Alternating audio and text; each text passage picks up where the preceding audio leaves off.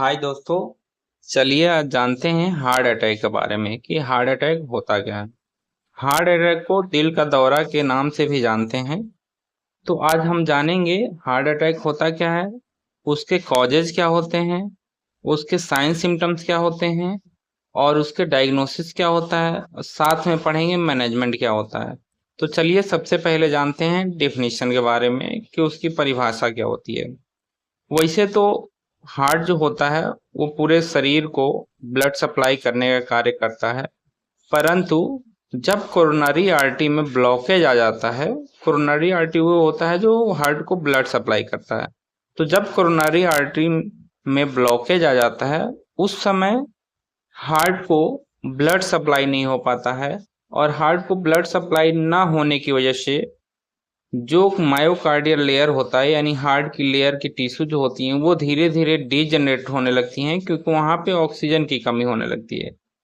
और एक टाइम ऐसा आता है कि हार्ट ब्लड को पंप करना बंद कर देता है, जिसको हार्ट अटैक के नाम से जानते हैं। बात करते हैं कॉजेज की। तो सबसे पहले आता है कोरोनरी आर्टरी डिसीज, यानी हार्ट को जो ब्लड सप्लाई करने वाली आर्टरी होती है उसको कोरोनरी आर्टरी कहते हैं। उसमें ब्लॉकेज आ जाना। ब्लॉकेज किस कारण से आता है, तो उसमें फैट का डिपोजिशन हो जाता है या फिर नैरो हो जाना, ठीक है, जिसकी वजह से ब्लड फ्लो ऑब्स्ट्रक्ट हो जाना, रुक जाना। उसके बाद से सिगरेट स्मोकिंग, यानी अगर सिगरेट स्मोकिंग ले रहे हैं तो भी हो सकता है। एल्कोहलिज्म यानी अल्कोहल का सेवन कर रहे हैं तो भी हो सकता है। और स्पाइसी या फैटी फूड का सेवन कर रहे हैं जिससे मोटापा बढ़ता है और फैट या कोलेस्ट्रॉल लेवल बढ़ता है, उसके कारण भी हो सकता है। इसके बाद से बात करते हैं स्ट्रेस। तो स्ट्रेस के कारण भी हो सकता है, डिप्रेशन के कारण भी हो सकता है, ओबेसिटी के कारण हो सकता है, क्योंकि ओबेसिटी में होता क्या है कि जो हमारी ब्लड वेसल्स होती हैं वो पतली पतली हो जाती हैं, नैरो हो जाती हैं, जिसकी वजह से ब्लड सप्लाई रुक जाता है। उसके अलावा हाई कोलेस्ट्रॉल लेवल के कारण हो सकता है। ठीक है, बात करते हैं साइन सिम्टम्स की। अगर हार्ट अटैक आता है तो एंजाइना पेक्टोरिस होता है। एंजाइना पेक्टोरिस मीन्स होता है चेस्ट पेन, यानी भयंकर सीवियर चेस्ट पेन होगा। उसके अलावा स्वेटिंग होगा, यानी हार्ट अटैक आने से पहले स्वेटिंग आएगा। उसके बाद से जो पेशेंट होगा उसको इरिटेशन एंजाइटी ज्यादा होगा, यानी वो बेचैनी से तड़पेगा, यानी बेचैन ज्यादा होगा। उसके बाद से सांस लेने में उसको प्रॉब्लम होगी, जिसको डिसेप्निया बोलते हैं, ठीक है।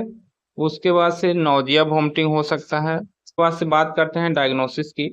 तो डायग्नोसिस में हम ईसीजी करा सकते हैं, इलेक्ट्रोकार्डियोग्राम, चेस्ट एक्सरे करा सकते हैं, 2D इको करा सकते हैं और एबीजी टेस्ट करा सकते हैं।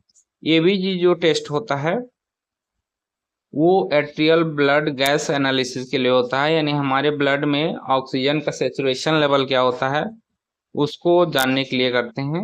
बात करते हैं मैनेजमेंट की। तो सबसे पहले हमें पेशेंट का रिस्पांस चेक करना होता है, यानी एबीसी चेक करेंगे, एयरवे, ब्रीदिंग और सर्कुलेशन।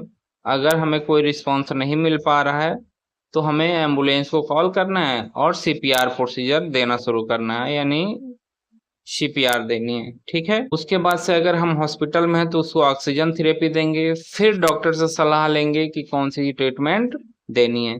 लेकिन अगर हम घर पे हैं तो सीपीआर देना जरूरी है ताकि उसकी लाइफ बच जाए।